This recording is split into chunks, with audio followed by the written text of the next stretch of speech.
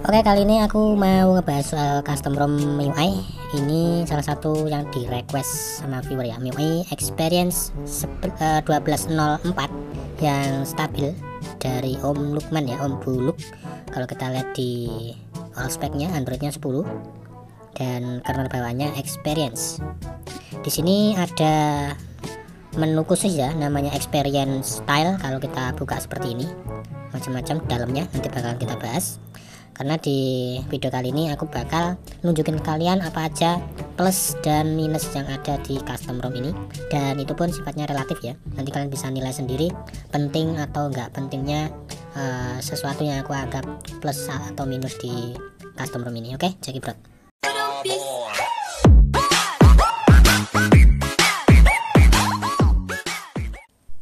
Oke, yang pertama tentu aja ya di experience stylenya ini ya. Ini menu spesial custom ROM ini guys. Ini yang aku anggap sebagai nilai plusnya, karena untuk customisasinya ini termasuk lengkap ya. Kalian bisa lihat sendiri, ini tampilannya ada glove mode. Glove mode ini aku nggak tahu, tapi kalau lihat make screen extra responsive to pressure, ini kayaknya lebih nambahin responsifnya ya, dan sebagainya, kalian bisa lihat sendiri. Terus yang kemudian soal status bar, ini ada banyak style, banyak pilihan, dan kalian bisa pakai dual SP, salah satunya kayak gini. Nah, ini kalian bisa atur untuk dual SP nya juga guys. Di bagian bawahnya kalian bisa atur icon-icon yang lain kayak icon jam, terus jaringan, terus notifikasi aplikasi gitu dan sebagainya ya, kalian bisa atur-atur di sini. Cuman kalian bisa lihat untuk dual SP yang kedua itu ada apa ya namanya itu, posisinya itu kayak kegedean, kayak terlalu mepet gitu ya. Jadi mending pakai dual SP yang pertama kalau misalkan kalian memang maksain pengen pakai dual SP. Terus berikutnya tampilannya kayak gini ya. Ini di dynamic system barnya, maksudnya sistem bar itu ada status bar sama navigasi bar ya. Status bar itu ya nampilin icon-icon jam, terus jaringan, wifi, baterai, notifikasi, itu di bagian status bar. Kalau navigasi bar itu yang tombol back, home, sama reset. Dan kalau misalkan kita hilangin pada dinamik navigasi bar ini, maka dia bakalan putih ya. Jadi ini harus dihidupin biar tombolnya kelihatan. Tapi kalau kalian sudah hafal letaknya sih ya terserah ya, dibikin sembunyi aja biar layarnya terlihat lebih lebar. Kemudian untuk navigasi pulse, di sini ada pulse. Pulse itu kalau misalkan kita mutar sesuatu video gitu, dia bakalan nampilin pulse di bagian navigasi barnya ya, gerak-gerak gitulah. Terus ada experience part. Nah, ini aku bahas dulu ya soal experience part ini. Sebenarnya penting nggak penting, tapi menurutku untuk di custom ROM ini kayaknya sih nggak penting. Kenapa? Karena untuk mission enhancer ini dia bakalan force close waktu kita klik ya. Jadi mungkin ini crash sama mission enhancer bawaan ROM-nya ya, bawaan base-nya. Karena kalau kita lihat di bagian setting, terus di menu sound dan vibrasi, untuk sound effect di sini ada mission enhancer-nya juga guys. Jadi ya yang aku bilang tadi, experience style ini untuk experience part-nya ini ya dibilang penting nggak penting. Walaupun ada keterangan FPS info di sini ya buat munculin FPS infonya. Terus display kalibrasi pun juga ada sebenarnya, dari base bawaannya juga sudah ada.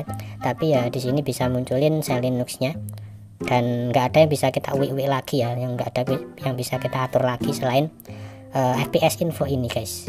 Jadi menurutku mending dihilangin aja. Toh juga nggak ada apa ya, nggak ada BOS itu loh, enable to BOS sama fast charging dan sebagainya. Terus ada others. Untuk others ini munculin tampilan storage. Ini tampilan storage yang jadul ya. Biasanya ini muncul di Android versi Pie ya, 9 ya, Android 9. Kalian bisa hilangin cache-nya di sini, cache. Hilangin cache di sini juga bisa, atau bisa lewat cleaner yang ada di sini. Kan terserah mau pilih yang mana. Tapi waktu aku hapus dari sini kok nggak berubah ya. Oh, ini berubah sekarang ya, tadinya dia nggak berubah. Oke, fine, sekarang sudah normal berarti. Terus di bagian developer option sekalian aja aku tunjukin ada extended power menu. Jadi misalkan kalian tekan tombol power terus mau ke reboot, itu masih ada pilihan lagi mau ke fastboot mode atau ke recovery mode. Kemudian untuk nilai plus yang berikutnya, yakni di bagian jaringan, itu untuk private network tipe atau tipe jaringannya itu sudah banyak pilihan, sudah rame ya. Terus ada pilihan dual 4G juga di bagian sini. Kemudian untuk wifi sama hotspot waktu kita hidupin dia juga bisa jalan bareng. Kemudian untuk game turbonya ini juga ada plusnya karena ada fitur buat voice changer ya, untuk merubah suara kita guys. Kemudian untuk nilai plus yang selanjutnya lagi di bagian recent aplikasi, ini yang dari tampilan ini semuanya normal ya. Cleaner bisa kita klik, bisa berfungsi, terus bisa kita kunci juga untuk aplikasinya biar nggak ke close. Terus next untuk Magisnya di sini untuk safety net tercentang keduanya. Terus waktu kita cek di Play Store untuk lihat sertifikasinya ya, setting, about, dan paling bawah device is certified, artinya sudah tersertifikasi. Dan nilai plus yang selanjutnya di bagian quick settingnya ini sudah dikeluarin yang penting-penting, ada Mi Remote, terus FPS info, direct, experience part yang tadi ini sama kayak Xiaomi part ya, sudah dikeluarin di sini. Untuk yang lain masih ada di bawah tapi nggak penting guys. Syom arah jam 6.